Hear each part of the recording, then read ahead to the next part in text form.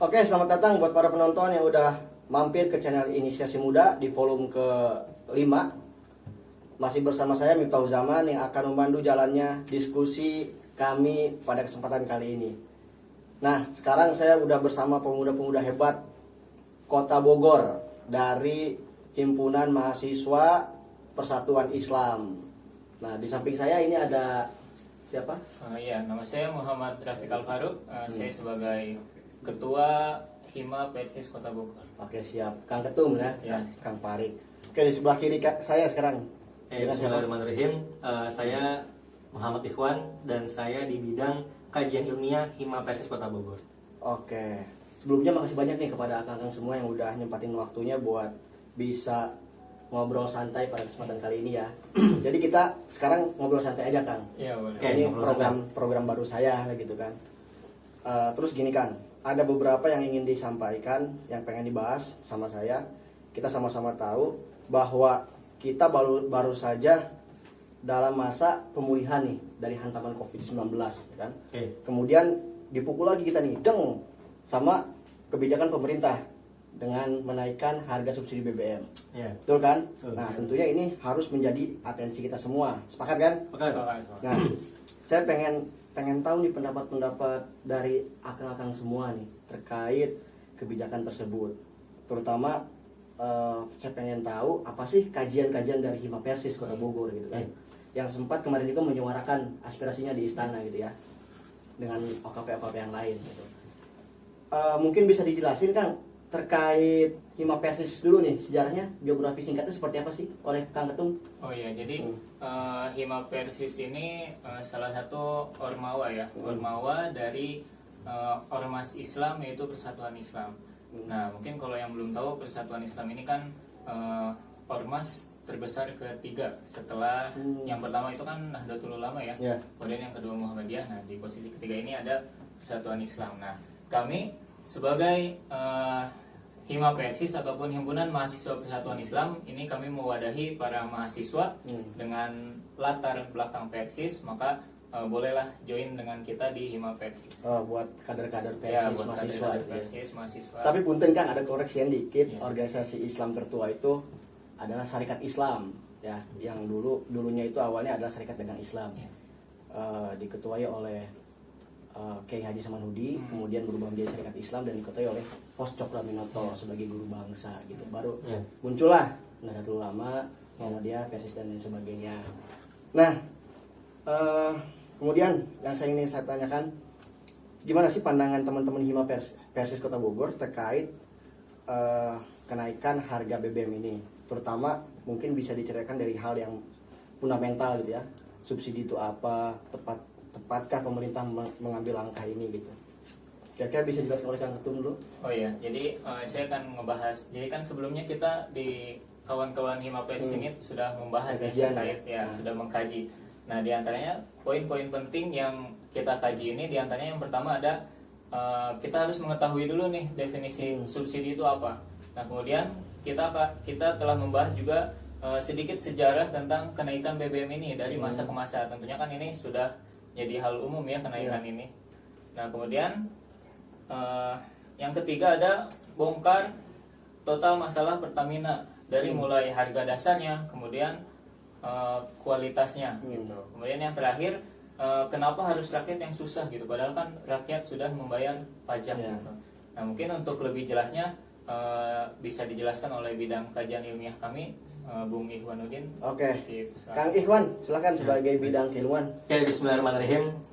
Saya diberikan kesempatan, alhamdulillah nih dari Kang Miftah Siap. untuk sedikit sharing bagaimana pandangan Hima Persis Kota Bogor terkait dengan isu kenaikan harga BBM atau dikuranginya jatah subsidi dari pemerintah.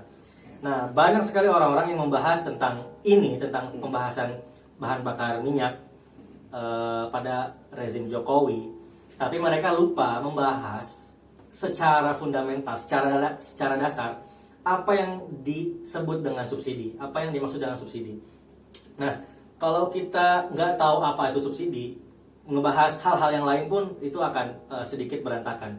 Dan subsidi juga bukan cuma di bensin aja, di Pertalite aja, Ya. tapi banyak subsidi yang digelontorkan oleh pemerintah. Ya. Baik, yang pertama akan kita bahas dari subsidi. Apa itu subsidi? Nah, subsidi ini adalah bantuan keuangan kepada sektor lembaga sosial atau lembaga apapun yang dikeluarkan secara resmi, secara legal oleh pemerintah setempat, atau pemerintah pusat. Jadi, subsidi itu sebetulnya dapat dikatakan tempat pemerintah untuk membakar uang. Membakar uang, itulah yang disebut subsidi. Tapi ada tujuannya, pemerintah membakar uang ini ada tujuannya. Tujuannya adalah untuk memantik masyarakat kecil yang daya belinya lemah agar mereka bisa terus berkembang, terus maju. Nah, itu adalah tujuan subsidi. Subsidi bensin, subsidi LPG, subsidi listrik, dan yang lainnya. Lalu subsidi itu banyak cara pengaplikasiannya, banyak cara penggelontorannya. Nah, inilah yang menjadi masalah pada saat ini sebetulnya. Sampai situ dulu, Kang Miftah.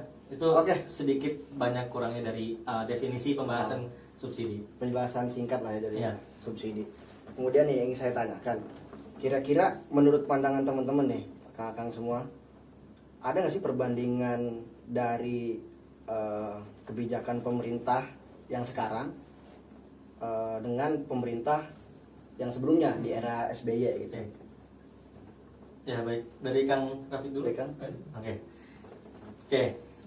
Itu pertanyaan bagus, Kang Miftah. Jadi apapun isu yang ada pada saat ini itu harus dicerminkan pada kepemimpinan yang sebelumnya bagaimana. Ya, perbandingan Tuh, ya. Nah, kami di dalam Hima Persis Kota Bogor itu sebetulnya sudah membuat riset kecil-kecil lah untuk merespon isu kenaikan harga BBM ini. Nah, yang kami temukan adalah kenaikan harga BBM atau pengurangan subsidi pada rezim pada zaman pemerintahan Jokowi itu sangat-sangat tinggi atau bahkan bisa disebut yang paling tinggi di antara presiden-presiden sebelumnya. Sebagai contoh pada zaman SBY, nggak usah jauh-jauh lah, kita berkaca pada pemerintahan yang sebelumnya. Pada zaman SBY itu yang pada saat itu partai oposisinya adalah partai yang berkuasa pada saat ini, yang mereka mengancam akan menurunkan 15.000 orang kalau subsidi BBM dicabut atau dikurangi. Pada zaman SBY itu harga kenaikan biaya BBM waktu itu kan ada premium. Nah, itu hanya di kisaran nominal Rp1.250. Rp1.250.000. Nah, itu harga kenaikan pada zaman SBY di 2 periode SBY memimpin. Artinya kan itu tidak terlalu besar, walaupun terasa sampai hari ini. Nah, kita lihat sekarang Jokowi mengeluarkan keputusan untuk mencabut atau mengurangi biaya subsidi pada sektor minyak dan gas dan menaikkan harganya dari contohlah Pertalite. Pertalite itu harga sebelumnya Rp7.650. Sekarang menjadi Rp10.000. Artinya kan harga yang dinaikkan itu Rp2.000 lebih. Nah, kita bisa berkaca dari itu saja bahwa ini gak logis. Kenaikan harganya sangat tidak normal, sangat tidak fair, sangat tidak memihak kepada rakyat. Apalagi rakyat baru sembuh dari yang namanya pandemi, ekonominya masih gonjang-ganjing, langsung dihantam dengan kebijakan pengurangan subsidi BBM sampai Rp2.000 lebih per liternya. Nah, itu yang sebetulnya sedang kita galakan, sedang kita geruduk Senayan untuk ya setidaknya jika tidak dicabut keputusan subsidi pengurangan subsidinya, ya jangan 2.500 banget lah gitu. Mungkin bisa dikurangi kalau misalkan negara betul-betul butuh dalam keadaan darurat seperti itu. Oke. Karena gini Kang, yang saya ketahui gitu ya, BBM ini kan bagaikan buah si malakama. Jadi pemerintah ini bingung nih antara menaikkan apa tidak, karena ekonomi Indonesia ini di bulan Oktober kalau nggak salah. Saya kemarin ikut kajian diskusi juga di Forkopimda Kabupaten Bogor kalau nggak salah. Itu ini perlu dinaikkan gitu, karena kondisi ekonomi kita ini sedang tidak baik-baik saja. Nah, jadi salah satu cara menjaga kestabilitasan gitu. Kalau BBM ini nggak dinaikkan, ya Indonesia akan bangkrut. Ya, baik. Menurut pandangan Akang gimana? Nah, oke. Merespon isu tersebut ya, sebetulnya itu bahasa lama, itu lagu lama. Semua rezim pemerintahan, alasan yang dikemukakan ketika mereka mengurangi subsidi apapun lah, menaikkan harga kebutuhan pokok, menaikkan harga kebutuhan primer, yaitu demikian. Ya, negara ini darurat, tercekik hutang, kita harus membayar, kalau enggak bunganya membengkak, proyek tidak jalan, pembangunan negara pembangunan negara tersumbat, terhalangi gitu ya. Yaitu ya salah satu solusinya adalah dengan cara menaikkan harga konsumsi BBM atau mengurangi biaya subsidi untuk BBM ini. Jadi itu lagu lama yang sebetulnya tidak perlu dibahas secara mendalam karena itu alasan saja. Nah, saya mengutip analisis dari senior ekonom ya, karena kita backgroundnya bukan ekonom, tapi kita membahas literasi dari pakar-pakar ekonom merespon BBM ini. Nah, ada Pak Rizal Ramli, ada Faisal Basri. Para pakar itu mengatakan bahwa sebetulnya banyak sekali solusi-solusi yang bisa dijalankan untuk menutup kemungkinan-kemungkinan negara ini bangkrut, negara ini semakin sulit, tidak dari dicabutnya atau pengurangan subsidi untuk BBM ini. Jadi tidak jawabannya, solusinya tidak dari BBM saja gitu. Sebagai contoh begini, kita itu negara kepulauan yang menjadi jalur perdagangan, jalur rempah-rempah berjalan dari zaman dulu sampai hari ini. Ya dari barat ke utara, dari barat ke timur, selatan ke utara, itu kan pasti lewat Indonesia. Selat-selatnya agar tidak memutar, tidak menambah biaya untuk bahan bakar, kargo, transportasi barang dan yang lain sebagainya, bahan-bahan pangan juga. Itu untuk mempercepat masa pengiriman dari negara manapun, itu pasti lewat Indonesia. Nah, pada saat ini Indonesia tidak memungut pajak dari setiap tongkang-tongkang yang lewat selat Malaka, Selat Sunda. Artinya melewati daerah kedaulatan negara Indonesia. Nah, sampai hari ini pemerintah tuh belum memungut pajak untuk tongkang-tongkang yang lewat tersebut. Padahal contoh misalkan dipungut pajak 1% saja dari biaya operasional atau biaya pengangkutan barang yang menggunakan selat-selat Indonesia, Selat Malaka, Selat Sunda, dipungut 1% saja, itu sudah memberikan keuntungan besar bagi Indonesia. Karena jutaan tongkang, perahu, kapal yang setiap hari lalu lalang di jalur maritim kita. Itu satu solusinya. Yang kedua dengan cara menggalakkan UMKM. Yang ketiga dengan cara memangkas pejabat-pejabat yang korupsi.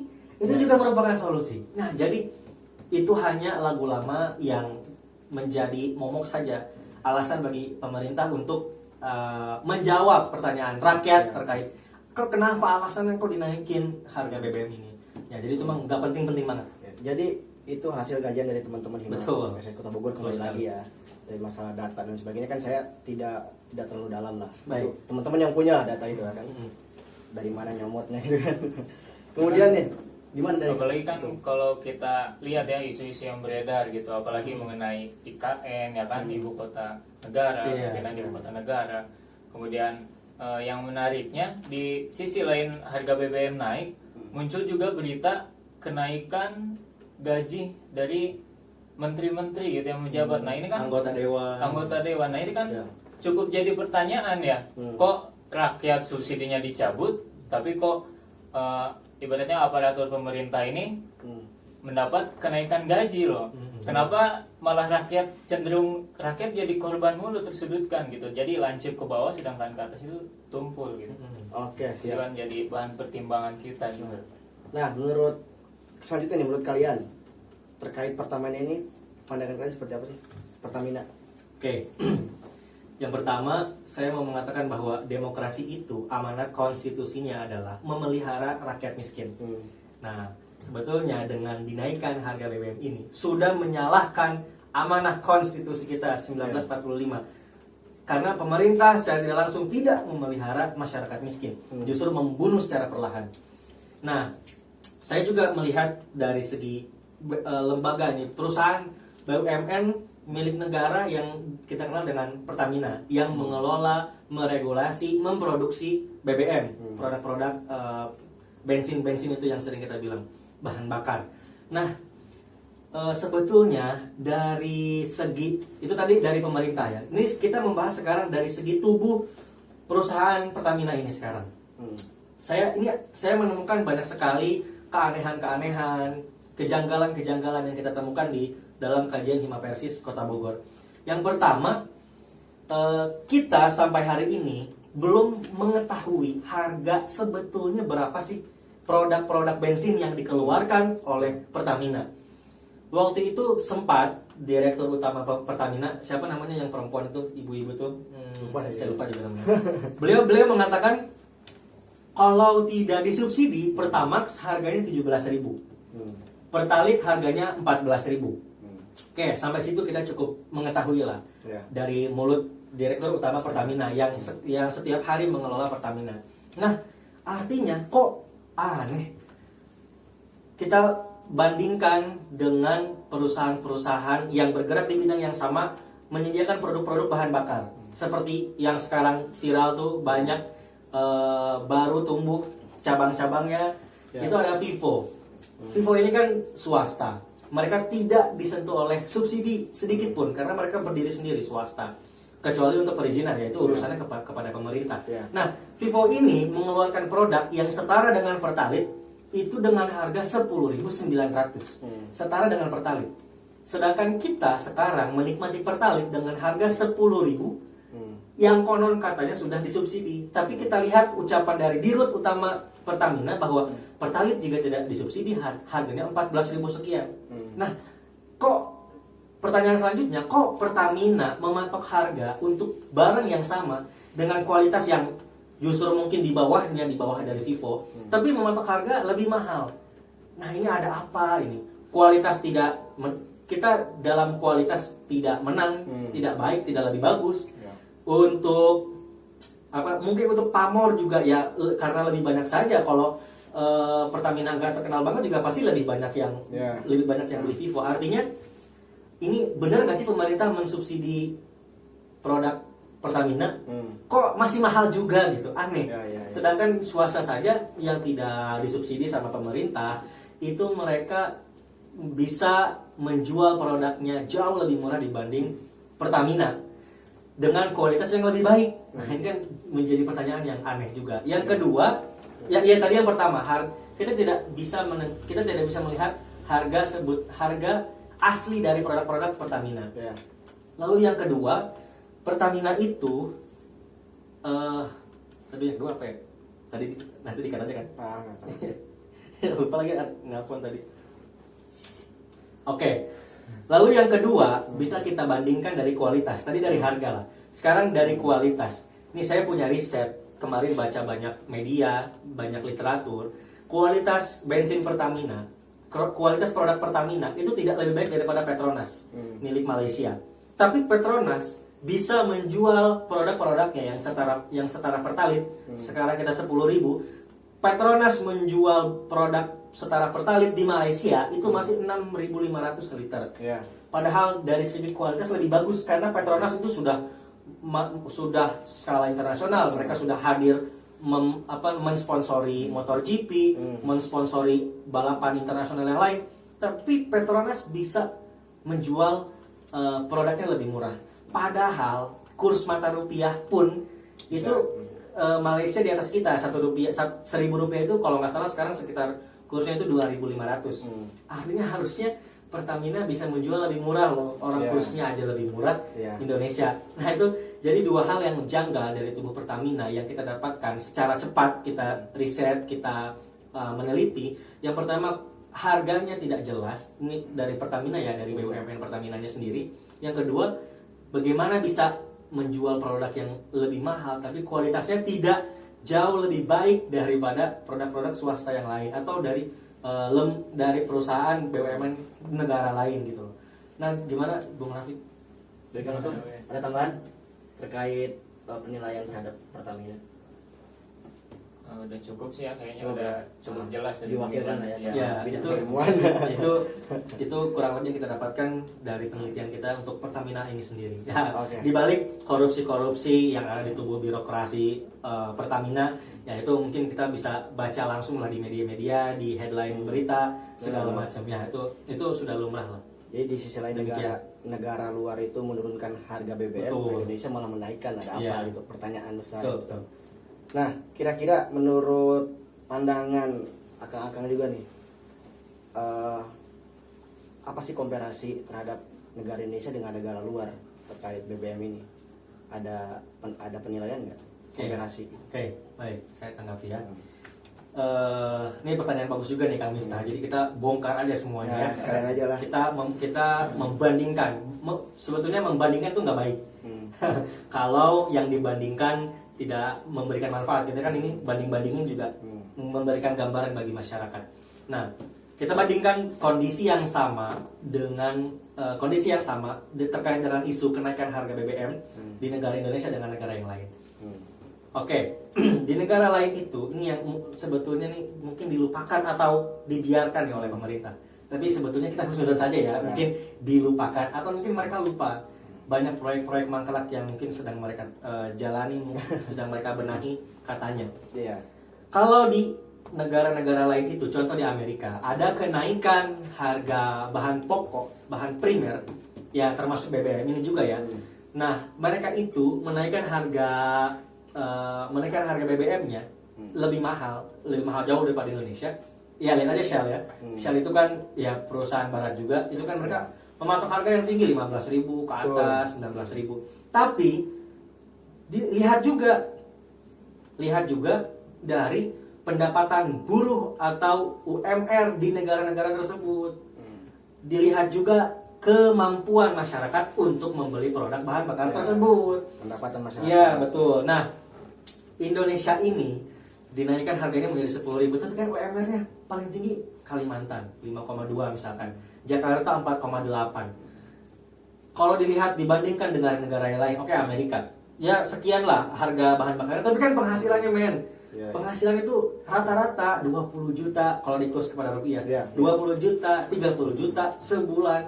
Mau buruh-buruh yang di pabrik itu semua sejahtera karena gajinya besar gitu. Jadi kebutuhan pokok harganya dinaikkan dan kebijakan untuk tarif upah buruh-buruh, karyawan, pekerja-pekerja juga dinaikkan standarnya. Mau nggak mau perusahaan harus mengikuti kebijakan pemerintah. Kalau nggak kan di-cut izinnya, hengkang dari negara tersebut dan mereka putus tuh bisnisnya. Kan nggak mau juga, perusahaan juga pasti menurut kepada pemerintah. Nah ini yang bisa kita lihat, bisa kita bandingkan kebijakan, kondisi kenaikan harga-harga pokok di Indonesia dengan negara lain. Jadi pemerintah tuh menaikkan harga kebutuhan pokok, tapi lupa untuk memberikan kebijakan bahwa perusahaan-perusahaan yang korporat-korporat yang sudah meraup untung dari sumber daya alam Indonesia dikeruk, mereka ambil, mereka gundul ya teman-teman kita.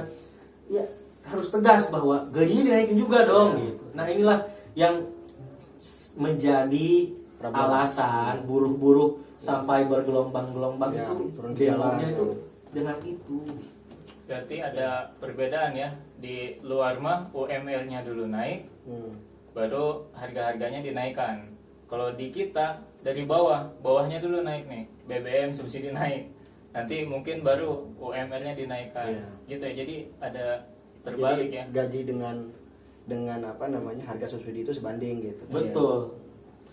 Oke, menarik nih pembahasan dari teman-teman Hima Persis Kota Bogor ya. Sangat mendalam sebenarnya. Sampai saya juga bingung nih gitu kan. Oke. Terakhir yang ingin saya tanyain ke teman-teman semua, kira-kira menurut pandangan Hima Persis Kota Bogor, hasil kajian Hima Persis Kota Bogor, apa sih dampak yang paling terburuk dari kenaikan harga BBM ini? Oke. Kang Ketum atau Dari saya dulu ya. Oke, baik. Saya lanjut ya. Bagaimana tadi pertanyaannya gimana? dampak terburuk? Oke. Oh iya, ini sesuai tema ya. Iya. Dampaknya bagi masyarakat.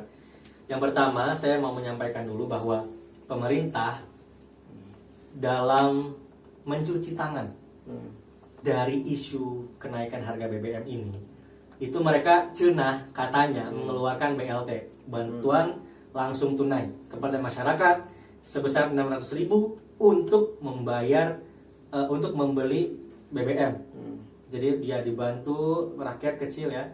Nah, sebetulnya saya katakan BLT ini dari tahun jebot sampai hari ini itu tidak pernah berhasil. Tidak pernah memberikan solusi. Justru itu menjadi headline berita, menjadi headline berita, menjadi masalah menjadi problem-problem yang baru. Nah, jadi bayangkan gini, contoh analoginya begini, diberikan BLT 600.000, tapi kan 600.000 jika dibagi kepada kebutuhan sehari-hari, membeli bensin, membeli BBM, itu hanya kurang lebih kuat 3-4 bulan. Sedangkan harga BBM naik ini seumur hidup. Nah, itu yang pertama. Yang kedua, BLT ini akhirnya menjadi masalah baru. Ya, dilipatlah BLT-nya. Ya, masyarakat kalau mau ngambil BLT harus bayar dulu 20.000. BLT-nya dipotong 600.000 jadi 400.000. Itu kan tidak memberikan solusi. Dulu waktu zaman presiden sekarang masih jadi gubernur Jakarta, presiden yang sekarang itu tidak suka dengan BLT, dengan kebijakan Pak SBY ketika itu yang sedang menjadi presiden, yang sedang memimpin Indonesia ketika itu. Tapi ketika sekarang, gubernur Jakarta naik jadi presiden yang hari ini menjabat, dia juga akhirnya mengeluarkan BLT, tidak ada evaluasi, justru membongkar borok yang lama. Nah, jadi itu sebetulnya BLT itu hanya obat penenang sementara saja untuk masyarakat. Tapi nanti kita juga pasti akan merasakan, dan kebutuhan pokok semua naik dari kebijakan BBM yang naik ini. Jadi ekornya sangat panjang sekali. Nah, dampak buruknya bagi masyarakat adalah, yang paling buruk adalah ekonomi kita tidak bertumbuh. Kan setiap tahun ada berapa persen ekonomi tumbuh dan lain sebagainya. Nah, pertumbuhan ekonomi Indonesia pasti akan turun karena daya beli masyarakat itu turun. Begini, masyarakat sebetulnya ingin ketenangan hidup di dalam Indonesia. Kalau harga-harga murah, kalau harga-harga disubsidi, itu kan masyarakat akan senang dengan pemerintah dan akan percaya, akan trust dengan pemimpin. Orang yang dipimpin oleh orang yang harus mereka taati. Trust kepercayaannya meningkat. Nah, jadi yang paling buruk adalah pada akhirnya rakyat bingung harus lari kemana, bingung harus mencari keadilan, pertolongan kemana. Karena pemerintah pun sampai hari ini tidak pro kepada rakyat. Begitu. Efek buruknya adalah itu. Jadi daya beli masyarakat menurun, hutang semakin bertambah, masyarakat gali lubang tutup lubang untuk memenuhi kebutuhannya. Dan pada akhirnya pasti angka kriminalitas meningkat. Angka kriminalitas naik karena mereka, gue mau pakai cara apapun yang penting gue punya duit kan gitu. Akhirnya stabilitas nasional terganggu. Nah, ini yang sebetulnya sama kita itu terlihat, terbaca, tapi seolah-olah oleh yang di atas, oleh yang memimpin kita itu tidak terbaca gitu. Dan sebetulnya tidak ada solusi yang pasti dari pemerintah menjawab kenaikan BBM ini. Yang pasti kita harus turun ke jalan, meminta keadilan, melihat ketidakadilan yang diterima oleh rakyat, ya, karena hakikat demokrasi adalah dari rakyat, oleh rakyat untuk rakyat, tapi rakyat tidak mendapatkan ketenangan dalam hidup bernegara, tidak mendapatkan keadilan. Nah, itulah yang harus kita cari sampai hari ini. Demikian mungkin dari Kang Ketum. Ya, kalau dari saya sedikit ya, berbicara mengenai BLT kan, ada klasifikasi kan, yaitu diantaranya rakyat tersebut harus tergolong miskin, sedangkan yang sebagaimana dirilis kan, masyarakat yang tergolong miskin itu dengan pendapatan 464.000 sekian lah, itu per bulannya. Nah, yang jadi pertanyaan, gimana nih kalau misalkan masyarakat ataupun rakyatnya itu misalkan gaji per bulannya 500, dia kan nggak masuk ke klasifikasi miskin kan, otomatis dia juga nggak dapat BLT. Nah, itu kan jadi pertanyaan juga mengenai terkait kenapa sih BLT itu sebenarnya belum terlalu maksimal dalam distribusi, karena kan klasifikasinya itu tidak sesuai, ataupun misalkan yang selisih sedikit dari klasifikasi itu kan cenderung lebih dirugikan gitu. Jadi BBM ini sebenarnya pola panjang gitu ya. Nah, sedangkan BLT ini hanya pola pendek, hanya diberikan hanya beberapa bulan, jangka beberapa bulan, ya kalau nggak salah 4 bulan ya. Setelah itu siapa yang akan menjamin gitu kan? Kemudian masih banyak problem nih di BLT ini yang saya tangkap tadi dari omongan akang-akang semua. Salah satunya data dan ketidak tepat sasaran gitu kan. Kang Ketum, bisa dikasih kesimpulan dari obrolan kita hari ini? Oh iya, dari saya sih sedikit ya, pada hari kemerdekaan kan 17 Agustus itu kan kita memiliki apa sih bahasanya tema ya ataupun jargon gitu, dimana dalam Dirgahayu Indonesia itu pulih lebih cepat, bangkit lebih kuat. Nah kalau kita tafsirkan pulih lebih cepat. Nah gimana kita mau pulih lebih cepat sedangkan kita baru saja merangkak dari kasus COVID-19 ini kan, ibaratnya kita baru merangkak nih, tapi sudah dihantum dengan kenaikan harga BBM, kemudian isu yang masuk lagi mengenai listrik kan. Nah itu kan menjadi sebuah problem gitu, gimana kita mau lebih pulih lebih cepat gitu. Tapi kalau mungkin bangkit lebih kuat ya memang orang-orang kuat yang bisa menghadapi ini gitu. Harapannya apa nih dari Kang Iwan? Ya baik. Ya harapan saya adalah bahwa Indonesia ini adalah negara kaya raya, negara yang terkenal dengan sumber daya alamnya. Semoga pemerintah sekarang mendapatkan wahyu, mendapatkan arahan yang tersirat untuk mencabut kebijakan pengurangan subsidinya kepada masyarakat Indonesia. Dan kita juga tidak bisa mengharapkan pemerintah seutuhnya. Karena ya kita dari yang sudah juga kita mengharapkan pemerintah juga tidak mendapatkan apa-apa kecuali kecewa. Kita bisa mulai dari saling tolong menolong, kita melihat siapa yang membutuhkan, kita bantu dari sisi sosial kita, dari mensupport lembaga-lembaga filantropi untuk menjadikan basis masyarakat Indonesia yang kuat, yang mandiri, dan bisa berkelanjutan. Kita bantu orang lain ini akan membantu orang lain juga dan terus menerus. Nah, evaluasinya dari kesempatan podcast ini, semoga masyarakat bisa lebih terbuka dan bisa lebih paham bahwa kebijakan ini adalah kebijakan yang salah, kebijakan yang kurang tepat, dan kebijakan yang harus kita cabut. Oke, terima kasih buat akang-akang semua dari tim Persis Kota Bogor yang udah memaparkan hasil kajiannya di podcast saya hari ini gitu ya. Kembali lagi teman-teman, ini hanyalah pendapat pribadi kami gitu kan, asumsi liar kami. Adapun buat para penonton yang memang kurang sepakat atau ingin memaparkan statementnya, pendapatnya, silahkan komen di kolom komentar yang ada ya. Mungkin cukup sekian dari saya, Miftahul Zaman. Jangan lupa subscribe, like, dan komen, juga share channel Inisiasi Muda. Sekian dari kami. Assalamualaikum warahmatullahi wabarakatuh.